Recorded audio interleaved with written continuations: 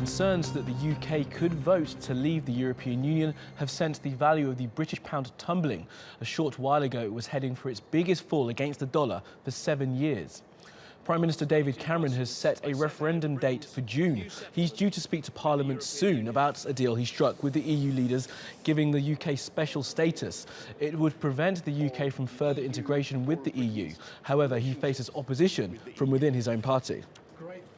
Now let's speak to Iann Begg. He's a professorial research fellow at the European Institute and senior fellow on an initiative on the UK in a changing Europe. Mr. Begg, good to speak to you this afternoon. Let's just go straight to the problems that David Cameron may well have within the Conservative Party. Just how damaging could the disagreement within the Tory ranks be for the referendum result? I think it's something that's been expected from the very beginning, that a number of ministers would oppose what Cameron wants to do. You would have to say that the ministers opposing him are the second team. They're not the most senior ministers, and I think he'll be reassured that only 7 of his cabinet, that's barely a third, are opposing him. It's a divisive issue in the Conservative Party ever since the days of Margaret Thatcher, and there's no way that he was ever going to avoid having this kind of division. Now, Ian, obviously one of the big beasts of the party, Boris Johnson, came out yesterday to say that he'd be voting for the UK to leave the EU. How's that going to play for Cameron?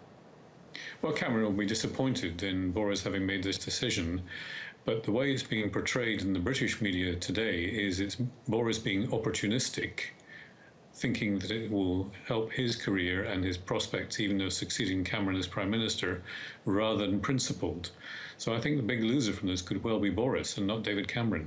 And just looking slightly wider then, and for this referendum in June, I mean, the Europeans didn't exactly bend over backwards to give David Cameron everything he needed. How do you think what is going on in Britain is being viewed across Europe by some of those European leaders?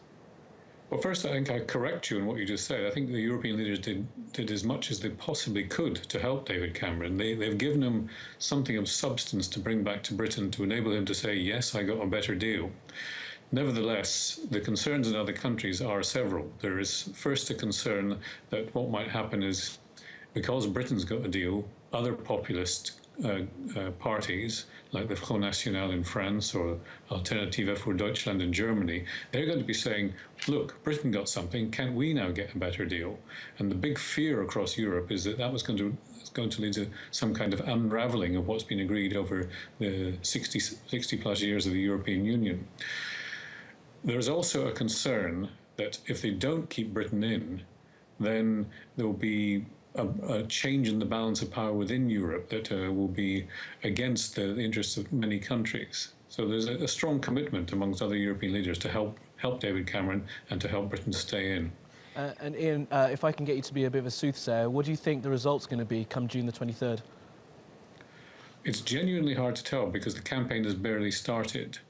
My instinct is that the British people will vote with their wallets and will vote for the stability that the European Union gives us.